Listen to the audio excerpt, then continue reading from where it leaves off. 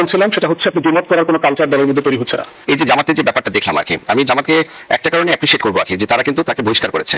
এটা কিন্তু একটা ভালো সিদ্ধান্ত আর কি, আমি বলবো আর কি। জামাতে বহিষ্কার করা ছাড়া বিকল্প ছিল কি? না, বিকল্প ছিল না, এটাও ঠিক আর কি, যদি বহিষ্কার না করতো। কারণ তারা তো মনে করেন এই গাজী নজরুল ইসলাম সাহেব তো বিভিন্ন ভাবে তাকে প্রোটেকশন করার নিজে নিজে চেষ্টা করেছে, বা বিভিন্ন মাধ্যমে চেষ্টা করেছে, ফলস কাবিননামা বলেন বা বিভিন্ন তথ্যপত্র দিয়েছে, কিন্তু কোনোটার সাথে কোনো কিছু মিল হচ্ছিল না।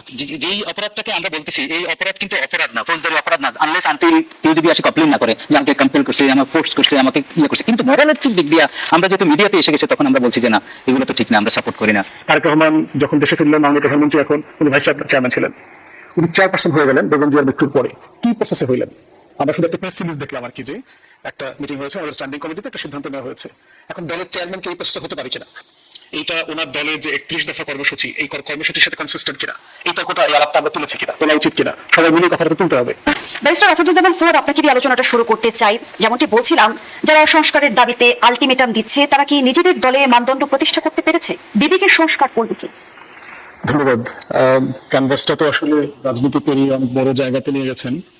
আমরা যখন সংস্কারের আলোচনা চলছে, তখন এই তর্কটা আমরা আবার তুলেছি যে আমরা সবাই দেখবেন যে রাষ্ট্রের এইটা সংস্কার করা দরকার, ওইটা করা দরকার বলে প্রচুর তর্ক করে আলাপ করছি, কিন্তু পার্টিকুলারলি দেখবেন যে দলের সংস্কার, যার যার দল থেকে আমরা তার দলটাকে সংস্কার করবার জন্য কোনো আলাপ তুলছি না। এবং না তুলবার কারণে দেখবেন যে কিছু কন্ট্রাডিকশন তৈরি হয়েছে। মোটা দাগে দলের সংস্কারের কথা যখন আমরা তুলি, তিনটা জিনিস বুঝাই। একটা হচ্ছে যে আপনার দলের ভিতরে গণতন্ত্রের চর্চা। এখন ট্র্যাজেডি হচ্ছে, দেখেন যে আমরা রাজনৈতিক দলগুলো, বড় দলগুলো মোটা দাগে, অথবা এখন যদি সরকারি দল বলেন, অথবা যদি পতিত আওয়ামী লীগ বলেন, যারা নিজেরা গণতন্ত্রের জন্য লড়াই করছে বলে সবসময় দাবি করে, স্বৈরাচার বিরোধী আন্দোলন করেছে, গণতন্ত্র কায়েম করবে, কিন্তু সে দেখবে তার নিজের দলে সে গণতন্ত্র চর্চা করছে না। এবং না করবার কারণে যেটা হয়েছে, সে যখন রাষ্ট্র ক্ষমতা পায়, সে গণতন্ত্র চর্চা করতে আর সে পারে না। সে আসলে স্বৈরশাসন, একদলীয় টেন্ডেন্সি, ফ্যাসিবাদ, এইসব দিকে চলে যায়। এবং বড় দলগুলো পার্টিকুলারলি এখান থেকে মুক্ত না, একেবারেই মুক্ত না, সরকারি দল সহ বলছি। এবং দেখবেন যে তারেক রহমান যখন দেশে ফিরলেন, মাননীয় প্রধানমন্ত্রী, এখন উনি ভাইস চেয়ারম্যান ছিলেন, উনি চেয়ারপারসন হয়ে গেলেন বেগম জিয়ার মৃত্যুর পরে। কি প্রসেসে হইলেন? আমরা শুধু একটা প্রেস রিলিজ দেখলাম আর কি, যে একটা মিটিং হয়েছে, আমাদের স্ট্যান্ডিং কমিটিতে একটা সিদ্ধান্ত নেওয়া হয়েছে। এখন দলের চেয়ারম্যানকে এই প্রসেসে হতে পারে কিনা, এইটা ওনার দলের যে 31 দফা কর্মসূচি, এই কর্মসূচির সাথে কনসিস্টেন্ট কিনা, এই তর্কটা এই আলাপটা আমরা তুলেছি কিনা, তোলা উচিত কিনা, সবাই মিলে কথাটা তুলতে হবে। দ্বিতীয়ত হচ্ছে, মোটা দাগে আমরা যখন দলের অভ্যন্তরীণ সংস্কারের কথা বলি, সেটা হচ্ছে আপনার ফান্ডিং। এই দলগুলো কিভাবে পরিচালিত হয় তার কোনো ট্রান্সপারেন্সি নাই। অলমোস্ট এন্টায়ারলি চাঁদাবাজি নির্ভর আপনার এই দল পরিচালিত হয়, বড় দলগুলো। এবং চাঁদাবাজির দুটো ধরন আছে।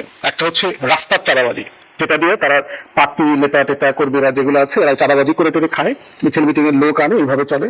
চাঁদাবাজির আরেকটা ধরন হচ্ছে কর্পোরেট চাঁদাবাজি, বড় বড় ব্যবসায়ীদের কাছ থেকে, যারা দল করে অথবা সরকার ক্ষমতা আসলে এই দল থেকে সে বেনিফিট নেবে, অথবা বিরোধী দল অন্য সময় থাকা অবস্থায় তাকে সে বিনিয়োগ করেছে, দলের নেতা কর্মীদেরকে পুষেছে, এখন ক্ষমতা আসছে, সেখান থেকে বেনিফিট নেবে, দলকেও দেবে, এই কর্পোরেট চাঁদাবাজি। তৃতীয় ধরনের চাঁদাবাজি হচ্ছে রাষ্ট্রের প্রাতিষ্ঠানিক সংস্কার না করে দলকে প্যাট্রোনাইজ করবার কর্মসূচি হাতে নেওয়া। আপনি দেখবেন কিছু ব্যবসা আছে বাংলাদেশে কিছু সেবা আছে, যেগুলোতে কোনো দলই গত 5 দশকে এগুলোকে প্রফেশনালি ডিল করবার চেষ্টা করা হয়নি। তার ভিতরে সবচেয়ে বড় ভিজিবল, প্রতিদিন দেখি, সেটা হচ্ছে ময়লার ব্যবসা। দেখবেন ময়লাটা কিভাবে ওয়েস্ট ম্যানেজমেন্ট বলতে কোনো জিনিস কোনো সরকার সোনার বাংলায় করে না, কারণ এটা একটা হিউজ বিজনেস। এবং এটা দিয়েই সরকারি দল অফ দ্য টাইম, যে যখন সরকারে থাকেন তখন তিনি ওয়ার্ডের টেন্ডারটা নেন, ওটা দিয়ে 5-7-10 লাখ টাকা, 15-20 লাখ টাকা তিনি ইনকাম করেন, ওটা দিয়ে সে দল চালায়, দলের নেতাকর্মী পরিচালনা করেন। নেটের ব্যবসা দেখবেন, ডিশের ব্যবসা দেখবেন, খাল কাটার ব্যবসা দেখবেন, বালু উত্তোলনের ব্যবসা দেখবেন। এই টোটাল প্রসেসটাতে দেখবেন কখনো অফিসিয়ালি কর্পোরেটাইজেশনটা করা হচ্ছে না। না করা যেটা হচ্ছে, দল পরিচালনা করবার জন্য নেতাকর্মীদের রুটি রুজির বন্দোবস্ত করে দেওয়া হয়েছে। থার্ড যেটা দলের, যখন আমরা সংস্কারের কথা বলি, সেটা হচ্ছে দলের অভ্যন্তরে আপনার দ্বিমত করতে পারার অধিকার থাকা। যে নেতা নির্বাচন হওয়ার একটা প্রসেস আছে, যেটা তো সকল ইউনিটি নেতা নির্বাচন হচ্ছে না, সিলেকশন করে দিচ্ছে, প্রেস রিলিজ দিয়ে দিচ্ছে, অমুক ইউনিটি অমুক তমুক। যদিও আমরা ইন্টারভিউর সময় দেখেছি বিএনপি অনেকগুলো জেলাতে কাউন্সিল করেছে, বরগুনাতে দেখেছি, বগুড়াতে দেখেছি, বেশ কিছু জেলায় দেখেছি করেছে, অন্যান্য জায়গাতে করে নাই, প্রেস রিলিজ দিয়ে কমিটি করে দিয়েছে। বড় যেটা চ্যালেঞ্জ হচ্ছে যে আপনি আর্থিক ট্রান্সপারেন্সি দলের ভিতরে মেনটেন করতে পারছেন না। আপনি রাষ্ট্রে কিভাবে আর্থিক ট্রান্সপারেন্সি মেনটেন করবেন? এবং করতে না পারার কারণে যেটা হচ্ছে, দুর্নীতি, আর্থিক লেনদেন, করাপশন, এগুলোতে সবাই জড়িয়ে যাচ্ছে যখন ক্ষমতায় যায়। তৃতীয় যেটা বলছিলাম, সেটা হচ্ছে আপনি দ্বিমত করার কোনো কালচার দলের মধ্যে তৈরি হচ্ছে না। এবং শুরুতে যে প্রশ্নটি রেখেছিলাম ব্যারিস্টার আসাদুজ্জামান ফুয়াদ, যে বিবেকের সংস্কার করবে কে, এই যে আমরা দেখলাম যে নৈতিক স্খলনের দায়ে জামায়াত নিজের দলের এমপিকে বহিষ্কার করেছে, এর মধ্য দিয়ে দল হিসেবে জামায়াত দায়মুক্তি পেল কি? দেখেন, বাংলাদেশের কালচারে গত 13টা সংসদ তো এখন চলছে, 13টা মিটে কোন দল তার নিজের এমপিকে, সিটিং এমপিকে কোনো ধরনের কোনো কারণে এই প্রতিমার আপনার বহিষ্কার করেছে। মিটিংস করেন তো বাদ দেন, বর্তমান পার্লামেন্টে প্রায় 60 এমপিদের ব্যাপারে আসছে না, তারা ব্যাংক ডিফল্টার্স, ঋণ খেলাপি। পার্লামেন্টের বাইরে আমরা প্রচুর কথা বলেছি এগুলো নিয়ে, যে দলের ভিতরে বেটার ক্যান্ডিডেট আছে, তাদেরকে কেন নমিনেশন দিচ্ছেন না? কেন সবচেয়ে বাজে লোকটাকে আপনাকে নমিনেশন দিতে হবে? দল কাউকে বহিষ্কার করেছে? করেনি তো, বরং তাদেরকে অ্যাকোমোডেশন করেছে, তাদেরকে এমপি মন্ত্রী বানিয়েছে। নৈতিক পদস্খলন বলতে তো শুধু নারী গঠিত বিষয় না, অনেক কিছু তো নৈতিক স্খলন। আর্থিক বিষয় আছে, আপনি কথা কাজে আপনার মিল আছে কিনা, আপনি যেটা ইলেকট্রাল ম্যানিফেস্টোতে লিখেছেন সেটা ঠিক আছে কিনা, সবকিছু মিলায়। তো এই জন্য হচ্ছে জামাতকে ধন্যবাদ দেবো যে তারা একজন সিনিয়র লিডারকে অনেক অল্প সময়ের মধ্যে ইনভেস্টিগেশন করে ইমিডিয়েটলি তারা দল থেকে বহিষ্কার করেছে। বহিষ্কার করাটার কালচার তো বাংলাদেশে নাই, তারা যেহেতু দলীয়ভাবে এটা একটা পদক্ষেপ নিয়েছে, এটাকে স্বাগত জানাই। এবং তারা দেখলাম স্টেটমেন্ট দিয়েছে যে দলের ভিতরে মোরাল অ্যাটিচিউড যেগুলো অধপতন ঘটছে, এগুলোকে তারা কিভাবে অ্যাড্রেস করবে সেটা তারা পদক্ষেপ নিচ্ছে বলে তারা দাবি করেছে। এবং আমরা চাই যে একই প্র্যাকটিস গুলো প্রত্যেকটা দল গুরুত্বের সাথে করুক। যত ধরনের মোরাল স্খলনের কথা আসবে, প্রত্যেকটা মোরাল ডেপ্রাভেশনকে তারা সিরিয়াসলি অ্যাড্রেস করবে। এবং এটা শুধু একক দল হিসাবে, এই দল তো ওনার একটু হুজুর, ওনার একটু ইসলামের কথা বলে, ধর্মের কথা বলে, তোমরা কেন খারাপ করে? মানুষ তো সময় দিন শেষে ক্ষমতা জিনিসটাই তো হচ্ছে যে খুব কমপ্লেক্স একটা ব্যাপার। আপনি দুনিয়া এনজয় করতে চাইবেন, আপনি দুর্নীতি করতে চাইবেন, আপনি ক্ষমতার অপব্যবহার করতে চাইবেন, সেজন্যই তো হচ্ছে সংস্কার, সেজন্য জবাবদিহিতা, সেজন্য হচ্ছে কন্টিনিউয়াসলি জনগণকে ভিজিলেন্ট থাকতে হবে। পার্টি, রাষ্ট্র, প্রতিষ্ঠান সবাইকে প্রেশার ক্রিয়েট করতে হবে, যেন তারা এই প্রেশারের কারণে ভালো থাকে। কিন্তু নৈতিক স্খলনের দায় কি ক্ষমতার না ব্যক্তির? সবকিছুর। ক্ষমতা না থাকলে আপনি করতে পারবেন না। যেমন ধরেন, মানে সক্ষমতা নাই বলে আপনি ভালো মানুষ। মসজিদের হুজুরকে কে ঘুষ দেয়? আপনার অফিসের পিএম কে ঘুষ দেয়? মানে সে দুর্নীতিটা করবে থেকে, সে খুব ভালো মানুষ তো। ভালো মানুষ এই কারণে, কারণ তার কাছে কোনো ফাইন্যান্সিয়াল ট্রানজাকশন নাই। এখন প্রশ্ন হচ্ছে, এই প্রশ্নটাকে শুধুমাত্র একটা পার্টিকুলার দলের কোশ্চেন? এই প্রশ্নটা থেকে কি ট্রাম্প মুক্ত? আপনার মনে থাকার কথা, ট্রাম্প যখন ইলেকশনের জন্য ফার্স্ট টাইমের জন্য নমিনেশন সাবমিট করেছে,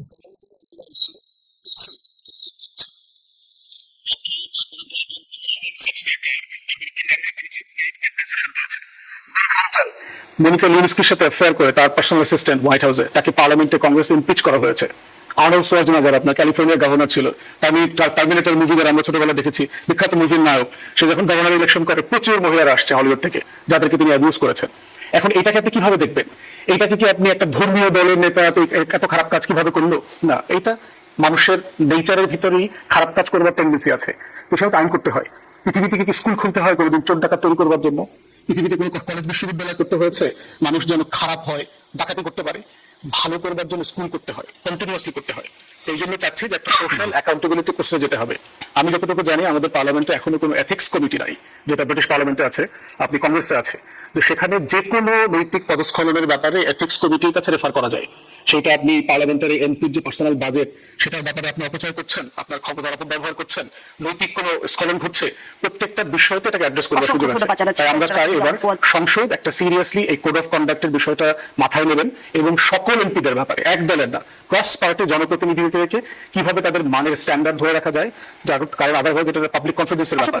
ব্যারিস্টার মাহফুজুর রহমান মিলন, যেমনটি ব্যারিস্টার আসাদুজ্জামান ফজল বলছিল যে রাজনৈতিক দলগুলো গণতন্ত্রের কথা বলেও নিজের দলের অভ্যন্তরে গণতন্ত্রের চর্চা করে না, সেই জায়গা থেকে তাহলে আমরা এই যে নৈতিক কথা শুনি রাজনৈতিক দলগুলোর মুখ থেকে, সেটিও কি আসলে শুধুমাত্র প্রতিপক্ষের জন্য বা মুখের কথায় সীমাবদ্ধ থাকে? আমি ফরওয়ার্ড ভাই যা বলেছে তার সাথে আমি পুরোটা একমত না হলেও বেশ কিছুটা পয়েন্টে আসলে একমত। আমাদের বিরুদ্ধে মানে আসলে আমাদের দেখা যায় যে আমাদের দলের যে কালচার, দলের ভিতরে যে আপনার একটা ঐক্যবদ্ধ তো শুধু না, মানে দলের মানুষগুলা যারা থাকবে, যারা প্রধান ব্যক্তিরা থাকবে, যারা এই দল চালাচ্ছে, ঠিক আছে, তাদের আসলে রিফর্ম কি পর্যায়ে আছে, তারা কি রকম, এটা কিন্তু অনেকাংশ অনেক কিছু এটা আসলে গুরুত্বপূর্ণ, মানে গুরুত্ব বহন করে। দেখেন এখানে আসলে আমরা যেটা দেখি যে আসলে দলের ভিতরে যে কালচারটা, সেটা বাংলাদেশের যে পলিটিক্যাল সিচুয়েশন, এই পলিটিক্যাল সিচুয়েশন আমরা দেখেছি যে দলের ভিতরে যে মানুষজন আছে, তারা ঠিক মতো আছে কিনা, তারা ঠিক মতো কাজ করছে কিনা, তারা মানে তাদের যে ব্যক্তিগত অবস্থান, এটা আসলে ওই আপনি দেখা যায় যে ঠিক মতো আসলে দেখা হয় না। মানে আমাদের এই পলিটিক্যাল সিচুয়েশন গুলো এরকম না আসলে। কিন্তু দেখেন এগুলো থাকা উচিত, মানে আপনার বিভিন্ন যে উদাহরণ দিলেন আর কি, যে এগুলো আসলে থাকা উচিত, যে আমাদের যে দলের যে মানুষগুলো আছে, আমার বিএনপি বলেন, আপনি জামাত বলেন, অন্যান্য দল বলেন, তাদের যে মানুষগুলো আছে আর কি, তাদের নৈতিকতার যে ব্যাপারগুলো আছে, এগুলো আসলে ব্যক্তিগত হলে তো সেটা আলাদা ব্যাপার আর কি। কিন্তু এখন আসলে দলের যারা টপ লেভেলের মানুষ, তারা তো আসলে ব্যক্তিগতটা আসলে ব্যক্তিগত এখন থাকে না। এই যে জামাতের যে ব্যাপারটা দেখলাম আর কি, আমি জামাতকে একটা কারণে অ্যাপ্রিসিয়েট করবো আর কি, যে তারা কিন্তু তাকে বহিষ্কার করেছে। এটা কিন্তু একটা ভালো সিদ্ধান্ত আর কি, আমি বলবো আর কি। জামাতে বহিষ্কার করা ছাড়া বিকল্প ছিল কি? না, বিকল্প ছিল না, এটাও ঠিক আর কি, যদি বহিষ্কার না করতো। কারণ তারা তো মনে করেন এই গাজী নজরুল ইসলাম সাহেব তো বিভিন্ন ভাবে তাকে প্রোটেকশন করার নিজে নিজে চেষ্টা করেছে বা বিভিন্ন মাধ্যম দিয়ে চেষ্টা করেছে, ফলস কাবিননামা বলেন বা বিভিন্ন তথ্য উপাত্ত দিয়েছে, কিন্তু কোনোটার সাথে কোনো কিছু মিল হচ্ছিল না। পরবর্তীতে তাকে এবং দলও একটা বেকায়দার মতো অবস্থা পড়ে গেছে। এবং উনার যে ফুটেজ গুলা, এই গাজী নজরুল ইসলামের বিভিন্ন ফুটেজ আসলো যে উনি দেখা গেছে যে যখন ইলেকশনের ক্যাম্পেইনে যাচ্ছে, ইলেকশনের ক্যাম্পেইনের সময় দেখা যাচ্ছে পর্দা দিয়ে উনি মহিলাদের সাথে কথা বলছে এবং উনি বিভিন্ন ইসলামিক কথাবার্তা বলছে, ঠিক আছে। ওই কথাবার্তার সাথে যখন এই ভিডিওটা আসলো, তাহলে তো আসলে সবকিছু একটা বেমানান হয়ে গেল আর কি। ব্যারিস্টার আসাদুজ্জামান ফুয়াদ প্রশ্ন রেখেছে যে এই ঘটনাটাকে আসলে আমরা কোন বিবেচনায় দেখব, সেটা কি জামায়াতের সংসদ সদস্য বা জামায়াত ইসলামের একজন নেতা হিসেবে নাকি সাধারণ একজন ব্যক্তি হিসেবে? না, এটা সাধারণ ব্যক্তি হিসেবে তো এখন দেখার কোনো মানে এটা তো সম্ভব না, কারণ উনি তো একজন এমপি, মেম্বার অফ পার্লামেন্ট। এই মেম্বার অফ পার্লামেন্ট উনি যদি একটা সাধারণ মানুষ হতো, এই জিনিসটা তো আর তোলপাড় হতো না। উনি তো সাধারণ মানুষ না, উনি একজন member of parliament. So member of parliament এটা যদি সরকার দলীয় হতো তাহলে তোলপাড় হতো, বিকজ মেম্বার অফ পার্লামেন্ট। এটা আসলে এখন আর ব্যক্তিগত পর্যায়ে নাই, একটা ব্যক্তিগত পর্যায়ে। আর এই জিনিসটা যেটা করা হয়েছে আর কি, যেটা এসেছে, সেটা তো তার ওয়াইফও না। সেটা যদি তার ওয়াইফ হতো তাহলে এটা কিন্তু এরকম তোলপাড় হতো না। তার যদি লিগাল ওয়াইফ হতো তাহলে এটা নিয়ে কিন্তু তোলপাড় হতো না। কিন্তু যেটা দেখা গেছে আর কি, সেটা তো দেখা যাচ্ছে যে আসলে তার লিগাল ওয়াইফ না, এটা একটা অবৈধ সম্পর্ক বা এরকম পরকীয়া বলেন বা অবৈধ সম্পর্ক বলেন, যেটা বলেন সেটা কিন্তু বোঝা যাচ্ছে। So এখন জামাতের আর কোনো উপায় ছিল না, তাকে তারা বহিষ্কার করেছে, তাদের যে তাদের ক্লজ 62 ইউজ করে তাদের গঠনতন্ত্র বহিষ্কার করেছে। এখন আলটিমেটলি তার সংসদ সদস্য পদ থাকবে কিনা সেটা এখন কোশ্চেন হয়ে দাঁড়াচ্ছে। কারণ এখানে তো আমাদের যে সংবিধান আছে, সংবিধানে বলা আছে আর কি, 70-এ বলা আছে যেটা, যে যদি সে পদত্যাগ করে আবার অথবা যদি দলের বিরুদ্ধে ভোট দেয়। এখন এখানে কিন্তু একটু টেকনিক্যাল ডিফিকাল্টিজ আছে, একটু আছে, কারণ সে পদত্যাগ করেনি, কিন্তু পদটাই তো নাই, তাকে তো বহিষ্কার করে দিয়েছে, তাই না? আবার 66 তো বলা আছে, সংবিধানের 66 তো বলা আছে 4টা কারণে একজন মেম্বার অফ পার্লামেন্ট সে দায়িত্বে আর থাকতে পারবে না, যদি সে মেন্টালি অপ্রকৃতস্থ হয় অথবা দেউলিয়া ঘোষিত হয় অথবা তার যদি 2 বছরের অধিক সাজা হয় অথবা সে যদি অন্য রাষ্ট্রের নাগরিকত্ব নেয়। এগুলোর মধ্যে আসলে পড়ছে না। আসলে আলটিমেটলি দেখা যাবে, আমার যেটা ধারণা আর কি, মানে এই ধরনের সিচুয়েশনেও কিন্তু বাংলাদেশ যে খুব বেশি গেছে তা না। মানে এরকম একটা এমপির এরকম কোনো কিছু আগে তো আসলে এত এই ফেসবুক এত কিছু ছিল না। সো এখন এই যে সিচুয়েশনগুলো অ্যারাইজ করেছে, এটা কমপ্লিটলি নিউ সিচুয়েশন। তবে আমার মানে ব্যক্তিগত যেটা মনে হয়, হয়তোবা তার এই সংসদ সদস্য পদ থাকবে না। তবে আলটিমেটলি এটা স্পিকার সাহেব আছে, নির্বাচন কমিশন আছে, পার্লামেন্ট আছে, এগুলো তো ওখানেই আসবে। ধন্যবাদ জানাচ্ছি ব্যারিস্টার মাহফুজুর রহমান বিলন। ব্যারিস্টার ওমর ফারুক, আত্মশুদ্ধি ছাড়া সুশাসনের পথ নিশ্চিত হয় কি? অবশ্যই আপনি নিজের থেকে শুরু করতে হবে। যেমন একটা ছোটবেলায় পড়ছি, চ্যারিটি ঘর থেকে শুরু করতে হয়, ভালো কাজে ঘর থেকে শুরু করতে হয়। আত্মশুদ্ধি মানে আমার নিজস্ব সমালোচনা করব, ভালো কাজে আমি আত্মনিয়োগ করব। এটা তো একদম নিজের থেকে শুরু না করলে আপনি করারও তো সুযোগ নেই। তো আজকে যে জিনিস আমরা আলোচনায় আনলাম, আমি কিন্তু অন্যভাবে দেখি। দেখেন, সেন্সেশনটা কেন তৈরি হয়েছে? এটা মিয়া কালা মিয়া ধলা মিয়ার সাথে যদি হয়তো করতো, এগুলো কিছু যেতে আসতো না। মানুষ এটা প্লেজেন্ট ভিডিও হিসেবে মানুষ দেখতো। যেহেতু জামাত ইসলাম অর্থাৎ ওনাদের কাছ থেকে মানুষ অনেক বেশি প্রত্যাশা করে যে শুদ্ধ থাকবে ওনারা, পরিচ্ছন্ন থাকবে, ভালো থাকবে। ইভেন সবচেয়ে খারাপ লোকটাও মনে করে যে না ঠিক আছে, এরা যেহেতু আমি বিয়ার্ড ম্যান, আমাকে এই বিয়ার্ডের কারণে অনেক সময় বলে যে না, যেহেতু আপনি বিয়ার্ড ধর্ম অনুশাসনের কথা তারা বারবার বলে। বলছি, প্রত্যাশা তো এই কারণে, এই প্রত্যাশার কারণে যে হাইপটা উঠেছে, আমি স্যালিউট জানাই যে মানুষ খুব শুদ্ধ হয়ে গেছে। যেভাবে আলোচনা হচ্ছে, আমি আরো খুশি হতাম যদি সমাজে 5-10 জন অলিগার্ক, যারা সবচেয়ে বড় লুণ্ঠনকারী, অর্থ পাচারকারী, ওদের ব্যাপারে যদি কথা উঠতো, আমি আরো খুশি হতাম। এটার সাথে সাথে যদি বলা হতো যে আমার দেশের অর্থনীতিকে রেট করে যারা পার্লামেন্টে আছে অথবা দেশের বাইরে আছে অথবা দেশের ভিতরে আছে, এই একজন র্যাপিস্টের সাথে ওদের কত আমরা বহিষ্কার করলাম। কথার কথা, আমি এটা হচ্ছে আমার কথা। আজকে আমরা এই আলোচনাটাও আনি না যে দেখেন তার অপরাধটা অপরাধ, কিন্তু আমার পার্সোনাল লাইফ, প্রাইভেট লাইফ, এটি যে মারাত্মক একটা থ্রেটের ভিতরে আছে, এটা ভয়াবহ। ফলোইং মর্নিং এ যে কোনো একটা লোকের সাথে হয়তো তার আত্মীয় রিলেটিভস একটা ছবি দিয়ে বলবে যে তার সব শেষ গেল। আমি ওইদিকে যাচ্ছি না, ওইদিকে গেলে মানুষ মনে করবে যে বাবা আমি এটা সাপোর্ট করি। বাংলাদেশে আমরা ভালো জনপ্রতিনিধি পাই না 54 বছরে। এইটার আলোচনা বহুত হয়েছে, এক্সাম্পলও বহু আছে। আমাদের সামনে এই মুরাদ সাহেব নামক একজন এমপি, কি ভয়াবহ একটা কনভারসেশন আমরা শুনেছি, কিন্তু ওনার কিছু হয়নি। তো সেদিক থেকে আজকে আমার সহ আলোচক যে আলোচনা করেছে, আমি একমত পোষণ করি যে ক্রেডিট পাবে জামাত, যে তড়িৎ তাকে যে পানিশমেন্টটা দিয়েছে। এবং তারা বলেছে নির্বাচন কমিশন, জাতীয় সংসদে তারা এই বিষয়টা রেফার করবে। আর 70 অনুসারে 70 একটা ব্যাখ্যা আমি এইভাবেই দিয়েছি, আরো 4টা টেলিভিশনে আমার ইন্টারভিউ নিয়েছে। বলছে অব্যাহতি, দল থেকে নেওয়া। অব্যাহতি না মানে দলে না থাকা। বহিষ্কারটা আমি মনে করি আরেকটু অ্যাডভান্স, হার্শ। বহিষ্কার করলেও সে দলে থাকে না। তার কন্ডিশন হলো যে যেই দল থেকে নির্বাচিত হয়েছে সেই দলকে বিলংস করতে হবে সে। বহিষ্কারের মাধ্যমে পথ চলে গেছে, অভ্যর্থনের মাধ্যমে চলে গেছে। তো সুতরাং এটা নিয়ে একদম বড় করে আলোচনা আমার মনে হয় করা ঠিক হবে না। ওনার সংসদের সদস্য পদ থাকবে না, আর না থাকাই উচিত। এই কারণে একটা মেসেজ যাওয়া একটা উচিত। বিষয়ে ভাবনার দরকার রয়েছে কিনা যে জবাই যে নৈতিকতার কথা বলে, যে সুশাসন প্রতিষ্ঠার কথা বলে, সেটি তার নিজ দলের নেতাকর্মীরা অনুসরণ করছে না। এই মুহূর্তে জামায়াতের কি করণীয়? প্রশ্নটি রাখছি। আপনি দলের কাছে দলকে স্টিগমাটাইজ করা যাবে না এইভাবে। সাথেই থাকুন। আবার আমন্ত্রণ, দেখছেন নিউজ 24 নিয়মিত আয়োজন জনতন্ত্র গণতন্ত্র, নিবেদন করছে RICL টিম। আমরা আবারও ফিরছি আলোচনায়। ব্যারিস্টার ওমর ফারুক, যে প্রশ্নটি রেখে বিরতিতে গিয়েছিলাম, গাজী নজরুল ইসলামের এই ঘটনা জামায়াতের জন্য আসলে কি বার্তা? জামায়াত নিজে দলের নৈতিকতার কথা বলছে, বিভিন্ন সময় আইনের শাসনের কথা বলছে, আল্লাহ শাসনের কথা বলছে, কিন্তু তার নিজ দলের নেতাকর্মীরাই সেই নৈতিকতা অনুসরণ করছে না। আমি আপনাকে বললাম তো, যেহেতু জামাত ইসলামী, এই কারণে এটাকে আমরা এমন ব্যাপকভাবে নিয়ে গিয়েছি যে মানুষ ইসলাম থাকলেই তো মানুষ প্রত্যাশা বেশি করে। তাহলে অন্য দলের কোনো নেতাকর্মী এমন ঘটনা ঘটালে সেটার জন্য আলোচনা কম হতো? আমি মনে করি আরো কম হতো, এবং অন্য দলের ঘটনা আছে, অন্য দলের নেতাদের বিরুদ্ধে অনেক এরকম ভিডিও আছে, অডিও আছে, মামলা আছে, মোকদ্দমা আছে। এখন বিষয় হলো এটা তো খারাপ না, এই মেসেজটা যাবে যে না, আজকে যে জামাতের এমপির বিরুদ্ধে হয়েছে, অন্য দলের এমপির বিরুদ্ধে হলেও এরকম একটা ওয়েব তৈরি হবে। আর জামাত যেহেতু এই জামাতে ইসলামী বিব্রত, জামাতে ইসলামী কিন্তু যে সুখকর অবস্থা আছে তা তো না, তারা কিন্তু এত তড়িৎ সিদ্ধান্ত নিয়ে তারা কিছুটা গেইন করার চেষ্টা করেছে, এবং মেসেজ দেওয়া হয়েছে অন্যান্য অপরাপর রাজনৈতিক দলকে।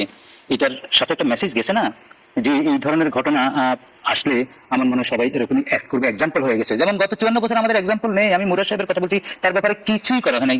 মানে এত বিভৎস যে কনভারসেশন আমরা আর জীবনে শুনি নাই, মানে আমাদের কাছে আসে না। এই কনভারসেশন হয়েছে, বাট আমরা আর শুনি নাই। তো যেটি আপনি বলছেন, হ্যাঁ দলকে স্টিগমাটাইজড করা যাবে যাবে না, সেটি বড় কথা। দল দায়িত্ব নিয়েছে, দায়িত্ব নিয়ে তাকে এক্সপেল করেছে। এবং আমি মনে করি আমরা এই ঘটনার সাথে সাথে আমাদের কিন্তু আরো বড় বড় ঘটনা আছে। যেই অপরাধটিকে আমরা বলতেছি, এই অপরাধ কিন্তু অপরাধ না, ফৌজদারি অপরাধ না, আনলেস আনটিল কেউ যদি আসে কমপ্লেন না করে যে আমাকে কম্পেল করছে, আমাকে ফোর্স করছে, আমাকে ইয়ে করছে। কিন্তু মোরালের দিক দিয়ে আমরা যেহেতু মিডিয়াতে এসে গেছে, তখন আমরা বলছি যে না, এগুলো তো ঠিক না, আমরা সাপোর্ট করি না, সবকিছু মিলিয়ে। তো যেটি আপনি বলছেন, হ্যাঁ জামাতের যে দলগতভাবে যে দায়ের কারণেই তো তারা বহিষ্কার করেছে, বিব্রত হয়েছে, তারা এটাতে কথা অত বেশি কথা না বলে অন্তত ওই লাইবিলিটিটা দূর করেছে। একটা লাইবিলিটি হয়ে গেছে, লাইবিলিটিটা দূর করেছে। পলিটিক্যাল পার্টি 54 ইয়ার্সে এরকম আচরণ করেনি। আপনি যে প্রশ্নটা করেছেন, হ্যাঁ অবশ্যই, যে তারা তাদের থেকে আপনিও প্রত্যাশা করেন বেশি, আমিও প্রত্যাশা করি বেশি। ডেফিনেটলি তারা একটা মডেল হবে, আদর্শ হবে, যারা জান্নাতের টিকিট বিক্রি করে। এটা আপনি চাইতেই পারেন, আপনি বলতেই পারেন, এই প্রশ্ন আসতেই পারে, এবং এই প্রশ্ন দ্বারাই তো এই সোশ্যাল মিডিয়া ভরে গেছে। তো সেটা আমি মনে করি তারা রাইটলি অ্যাড্রেস করছে। আমি অপরাপর রাজনৈতিক দল যারা আছে, যাদের নেতাদের বিরুদ্ধে এই ধরনের অভিযোগ আছে, আপনারা ওদেরকে অ্যাটলিস্ট শোকজ করেন যে বাবা তোমরা যা করেছো আমরা বহিষ্কার করিনি, কিন্তু সামনের দিকে একটু সাবধান হতে হবে। পাশাপাশি রাষ্ট্রকে এই দায়িত্ব নিতে হবে যে প্রোটেকশনের দায়িত্ব। আপনি একটা জিনিস নিয়ে শুধু আলোচনা করে এক পাশে আলোচনা করবেন, প্রোটেকশনের দায়িত্ব এই কারণে নিতে হবে। আমার সংবিধান আমাকে পার্সোনাল লাইফে প্রোটেকশন দিয়েছে, গৃহে প্রোটেকশন দিয়েছে, আমি বেশ প্রাপ্তবয়স্ক হলে আমার কনসেনসুয়াল আমার অনেক ব্যাপারে স্বাধীনতা দিয়েছে, এবং অনেক ব্যাপার ফৌজদারি অপরাধ না। আপনি অপরাধ যতক্ষণ পর্যন্ত হবে না, যতক্ষণ পর্যন্ত কেউ আপনার যদি কমপ্লেন না করে, ক্ষতিগ্রস্ত না হয়, যদি ভিক্টিমাইজ না হয়, যদি হিউমিলিয়েট না হয়, তাহলে তো আপনি ওন ভলিউশনে বার্তা কি? এটা তো আরো, আমি বলছি এটা ডেঞ্জারাস। আমার কথা হলো এগুলাকে রাষ্ট্র কিন্তু এগুলো দমন করতে হবে। যে যদি প্ল্যান্ট কিনা, এটা তো একটা বিশাল প্ল্যান্ট কিনা, এটা তো বোঝা যাচ্ছে না। কারণ আমরা ট্রায়াল হয় নাই, সাক্ষী হয় নাই, ক্রস হয় নাই, এক্সামিনেশন হয় নাই, স্টেটমেন্ট হয় নাই, কোনো কিছু হয় নাই। আমরা তো মিডিয়াতে যা আছে তাই তো খাচ্ছি। আমরা ওদের দুজনের বিবৃতি আসছে, এই বিবৃতিও তো আমরা কোথা থেকে আসছে, কিভাবে আসছে, কি হচ্ছে। ব্যারিস্টার ওমর ফারুক, ব্যারিস্টার মাহফুজুল হক পিলুর গাজী নজরুল ইসলামের যে ঘটনা, সেখানে আইন কিংবা সংবিধানের কোনো ব্যত্যয় দেখেন কিনা, আর এই ঘটনা কোনোভাবে সমর্থনযোগ্য কিনা? না, এখানে তো আসলে সংবিধানের কোনো ইস্যু অ্যারাইজ করেনি, তাই না? এটা যা কিছু করেছে সেটা পার্সোনালি করেছে, ওকে। কিন্তু এই পার্সোনালি যে কাজটা করেছে সেটা দেখা গেছে যে ভিডিওগুলো এসেছে, যেহেতু একটা মেম্বার অফ পার্লামেন্ট, সো এটা আসলে সমাজের কাছে এটা আসলে অত্যন্ত নিগৃহীত একটা কাজ বলে মনে হয়েছে। কারণ উনি আসলে যেহেতু মেম্বার অফ পার্লামেন্ট, আমি বারবার বলছি আর কি, নাহলে তো এটা এত আলোচিত হতো না।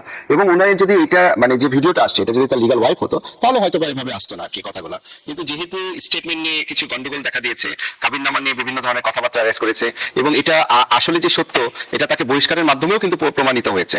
সো আসলে এটা আমাদের জন্য একটা মানে বার্তা। এটা আসলে পলিটিক্যাল পার্সন যারা আর কি আছে তাদের জন্য কিন্তু একটা বার্তা আর কি। এটা আমি বলবো শুধুমাত্র যে জামাতের জন্য বার্তা তা না, এটা আসলে হোল পলিটিক্যাল পার্টি যারা আছে আর কি সংসদে আর কি, তাদের জন্য একটা বার্তা। আর আমি বললাম যে এই যে তাকে যে বহিষ্কার করা হয়েছে, অবশ্যই এটা ভালো সিদ্ধান্ত আর কি বলে আমি মনে করি আর কি। তবে আসলে অন্যান্য দলেও এই যে তাদের থেকে যে বহিষ্কার করেছে, আসলে বহিষ্কার একজন মহিলার সাথে একটা ভিডিও পাওয়া গেল, তাতে যে বহিষ্কার হবে এটাই শুধু বহিষ্কার করা উচিত তা না। কেউ যদি দলীয় ভাবে, সে যদি দলীয় শৃঙ্খলা এমন ভাবে নষ্ট করে, ওকে, চাঁদাবাজি করে, অন্যায় করে, তাকেও বহিষ্কার করা উচিত। এটা বহিষ্কার মানে এটাই না যে কারোর সাথে একটা মেয়ের সাথে একটা ভিডিও আসলো, এগুলো কিন্তু এক্সাম্পল ক্রিয়েট হওয়া উচিত। দেখেন আমি বলবো যে হ্যাঁ ঠিক আছে, আমি বিএনপি সাপোর্ট করি। তারপর দেখেন এই গত 8ই জুলাই কিন্তু আপনার ময়মনসিংহ 11 আসনের এমপি ফখরুদ্দিন আহমেদ বাচ্চু, যিনি রানিং মেম্বার অফ পার্লামেন্ট, তাকে কিন্তু শোকজ করা হয়েছে।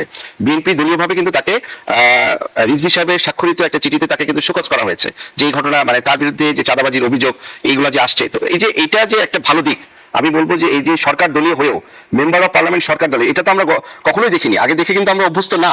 কিন্তু দেখেন এখানে মেম্বার অফ পার্লামেন্ট বিএনপি দলীয় সরকার দলীয়, ঠিক আছে, তাকে কিন্তু শোকজ করা হচ্ছে আর কি। তো এটা বলবো that is a good sign, good thing. Fuad ভাই একটা কথা বলেছিল যে অন্যান্য দল এটা পালন করছে কিনা, দলীয় মানে সংস্কৃতি বা শৃঙ্খলা বজায় রাখছে কিনা। উনি প্রথমে একটা স্টেটমেন্ট বলেছিলেন যে যে বেগম খালেদা জিয়া মারা যাওয়ার পর যে তারেক রহমান সাহেবকে যে আপনার চেয়ারম্যান করা হলো, গঠনতন্ত্র অনুসারে করা হলো কিনা। এটা গঠনতন্ত্র অনুসারে করা হয়েছে, এটা তো তারেক রহমান সাহেব নিজেকে চেয়ারম্যান ঘোষণা করেনি, এটা আপনার স্থায়ী কমিটির সর্বসম্মত সিদ্ধান্তে কিন্তু তাকে চেয়ারম্যান হিসেবে সমর্থন করা হয়েছে এবং তাকে চেয়ারম্যান ঘোষণা করা হয়েছে আর কি। এটা কিন্তু তারেক রহমান সাহেব নিজে নিজে হয়েছে তা না, এবং 2018 সাল থেকে কিন্তু তিনি ভারপ্রাপ্ত চেয়ারম্যান হিসেবে দায়িত্ব পালন করেছে। সো ভারপ্রাপ্ত চেয়ারম্যান হিসেবে যিনি দায়িত্ব পালন করে এসেছে, স্বাভাবিকভাবেই স্থায়ী কমিটিতে তাকে কিন্তু প্রেফার করা হবে, এটা কিন্তু স্বাভাবিক আর কি। আর আমি বলবো যে দলীয় শৃঙ্খলা বলেন, এটা শুধুমাত্র মানে একটা দল না, এটা সকল দলের হওয়া উচিত। বিএনপির হওয়া উচিত, অন্যান্য যে সকল দল আছে সবারই হওয়া উচিত। কারণ দেখেন এটা আসলে যেহেতু জামাতের এই জিনিসটা ধরা পড়ার পরে, এই ভিডিওর যে জিনিসটা, এটা আসলে মানুষের কাছে বেশি আরো শকিং কেন বা এত বেশি কথা হচ্ছে কেন, তারা তো আসলে ধর্ম করে গেছে। তারা এই ইলেকশন বলেন সবকিছুতে কিন্তু ধর্ম দোহাই নিয়ে আসছে, ইসলামকে সামনে নিয়ে আসছে। যে দল কোনো মহিলাকে আপনার রিপ্রেজেন্টেটিভ করেনি, কোনো মহিলাকে নমিনেশন দেয়নি, তারা পদ্মা, ওই যে আমি বললাম যে এই যাকে বহিষ্কার করা হয়েছে আর কি, গাজী সাহেব, ওনাকে যে বহিষ্কার হচ্ছে, গাজী নজরুল ইসলাম সাহেব, আমরা কি দেখছি যে উনি ইলেকশনের আগে মহিলাদের সাথে একটা পর্দা দিয়ে কথা বলছে। তো তাহলে আমরা তাদের কাছে কি এক্সপেকটেশন করি, বেশি এক্সপেকটেশন করি। তো এখন ওই ভিডিওগুলো এখন ভাইরাল হচ্ছে, ওনার যে ভিডিওগুলো ছিল, উনি কি কথাবার্তা বলেছে, ধর্ম নিয়ে কি কথাবার্তা বলছে, এগুলো এখন হাসির জিনিস হয়ে গেছে আর কি। সো তাহলে তাদের কাছ থেকে কিন্তু এক্সপেকটেশনটা বেশি। অসংখ্য ধন্যবাদ জানাচ্ছি ব্যারিস্টার মাহফুজুর রহমান মিলন, ব্যারিস্টার আসাদুজ্জামান ফুয়াদ। ধর্মের নামে রাজনীতি, এই বিষয়টি আমাদের রাজনৈতিক অঙ্গনে আলোচনায় বারবার এসেছে। ধর্মের অনুশাসন মেনে রাজনীতি আর ধর্মের নামে রাজনীতি, এই যে একটা আমরা যদি ব্যবধান বলি, সেটা কি নির্ধারণ করতে পারে রাজনৈতিক দলগুলো? অন্য টপিকে চলে যাচ্ছে, হিউজ পলিটিক্যাল এবং ডক্টরাল ডিসকাশন, এবং আপনি তো এই আলোচনার জন্য সাফিসিয়েন্ট সময় দিতে পারবেন না। একটা বিষয় হচ্ছে যে কোন দল কিসের বেসিসে পলিটিক্স করবে, এটা একান্ত একটা দলের সিদ্ধান্ত। এটার সাথে আপনার ভালো না লাগার বিষয় থাকতে পারে, আপনার খারাপ লাগতে পারে, আপনার কাছে এটা দৃষ্টিকটু মনে হতে পারে, আপনার কাছে এটা অপ্রাসঙ্গিক মনে হতে পারে, আপনার কাছে এটা মনে হতে পারে যে এইটা মডার্ন স্টেট ক্রাফটে আধুনিক রাষ্ট্র ব্যবস্থায় 26 সালে এটা চলতে পারে না, মনে হতেই পারে। কিন্তু এইটাই তার দলীয় প্রস্তাবনা যে সে একটা ডক্ট্রিনাল, একটা ধর্মভিত্তিক মতাদর্শিক রাজনীতি করে। ধর্মভিত্তিক রাজনীতি আর ধর্মকে ব্যবহার করে রাজনীতি করে, তার মাঝে পার্থক্য আছে। কিন্তু সেটা ধর্মকে ব্যবহার করে করতেছে না,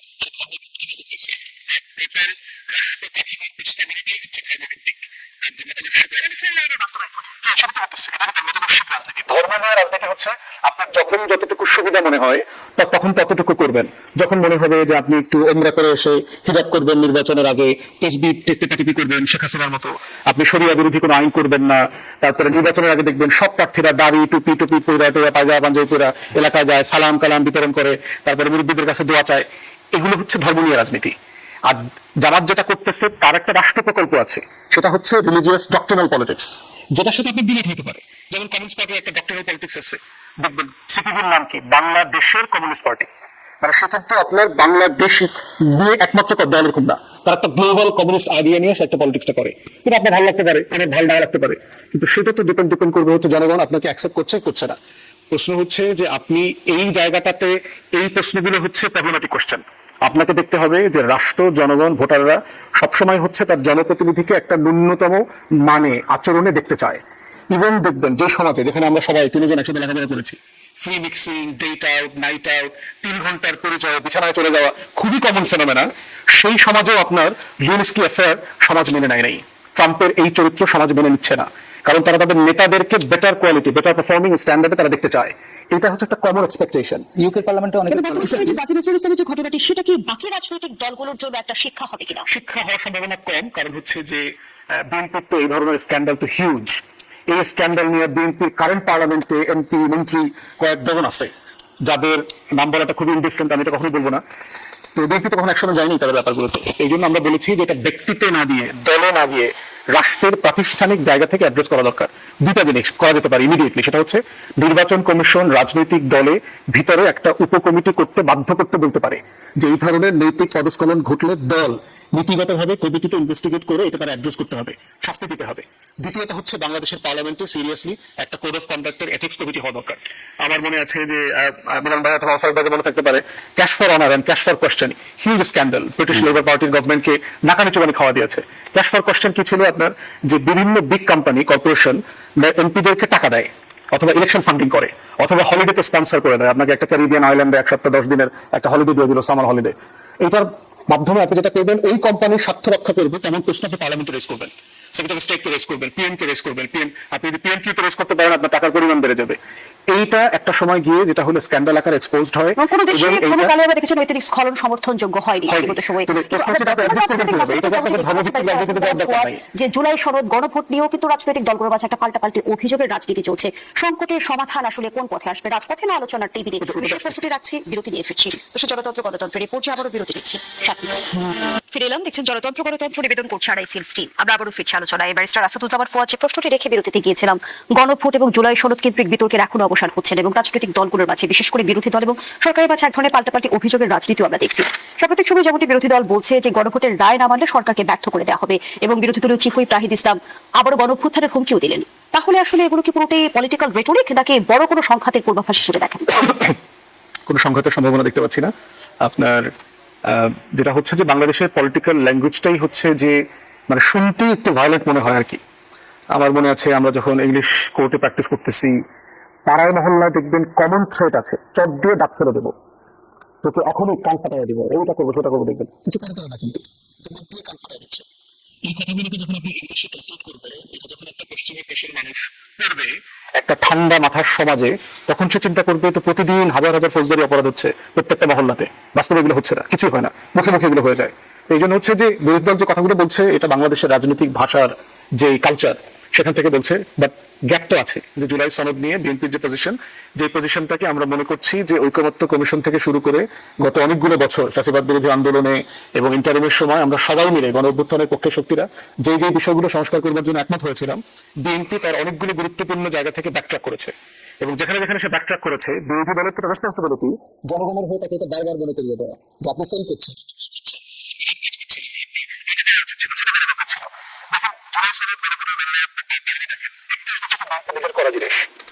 ইতিমধ্যে 6-7টি দফা বিএনপি নিজে লঙ্ঘন করেছে গত 5 মাসে, তার করা জিনিস। তবে এখন আমাদের তো এই প্রশ্ন করবার রাইট তৈরি হয়েছে, যে দল তার নিজের প্লেজ টু দ্য নেশন, জাতির কাছে তার যে ওয়াদা ছিল সেই ওয়াদা লঙ্ঘন করছেন, সে আসলে কতটুকু জুলাই সনদ মেনে চলবেন, গণভোটের গণরায় মেনে নেবেন, এই প্রশ্নটা আমাদের করতে হবে। মিস্টার মাহফুজুর রহমান মিলন, বিএনপি কি আসলে নিজেদের প্রতিশ্রুতি থেকে সরে এসেছে? অবশ্যই না। আসলে এক একজন এক একভাবে এটা চিন্তা ভাবনা করছে। ফুয়াদ ভাই একভাবে বলবে, অমর ভাই একভাবে বলবে। দেখেন, এখানে কিন্তু বুঝতে হবে যে এখানে সংবিধান আসলে কখনো অতীতে কখনো সংস্কার এই শব্দটা কিন্তু ছিল না। কি সংবিধান কিন্তু অনেকাংশ পরিবর্তন করা হয়েছে, সেটাকে সংশোধনী বলা হয়। এবং আমাদের এই সংবিধান 17বার কিন্তু সংশোধনী হয়েছে, 17বার। এই যে জুলাই সনদের যে 84টা ক্লজ বলা হচ্ছে আর কি, সেগুলো কি এই সংশোধনীর মাধ্যমে সম্ভব না? অবশ্যই সম্ভব। এবং এই সংশোধনী করার উদ্দেশ্যে কিন্তু গত 29 এপ্রিল আমাদের মাননীয় আইনমন্ত্রী সাহেব কিন্তু একটা 17 সদস্য বিশিষ্ট একটা বিশেষ সংসদীয় কমিটির জন্য একটা প্রস্তাব দিয়েছিল এবং বিরোধী দলকে বলেছে যে আপনারা আসেন, আপনাদের সদস্য দিন, তারপরে আমরা দেখি কিভাবে এটা সংশোধন করা যায়। যদি এখন সংশোধন হয়, ওগুলাকে যদি ইনসার্ট করা যায়, তাহলে এটা 18তম সংশোধনী হবে। তো এখানে আপত্তি কোথায় সেটা বোঝা যাচ্ছে না। ওনারা আসলে এই সংস্কার শব্দটার মধ্যে পড়ে আছে। আমরা যদি সংবিধানের 142 ধারা দেখি, তাহলে সংবিধান শুধুমাত্র সংযোজন, পরিবর্তন, প্রতিস্থাপন এবং রহিত, এই 4টা জিনিস করা যায়, এই 4টা শব্দ।